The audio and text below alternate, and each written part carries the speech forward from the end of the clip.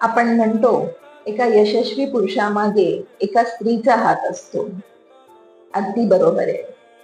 पत्नी आपल्या पतीची सगळी देखरेख ठेवते. वेळच्या वेळी त्यांचं खाणं पिणं, घरातलं सगळं बघणं, मुलांचं वेळच्या वेळेवर करणं. पण या सगळ्यामध्ये कुठेतरी ती स्वतःचं आरोग्य हरवते. आणि आता तर बरोबरीने खांद्याला खांदा लावून बाहेर कमवायला सुद्धा पडते. मग पतीने तिच्या आरोग्याची काळजी घेतली तर कुठे फरक पडतो. तिची फक्त काळजीने विचारपूस करा.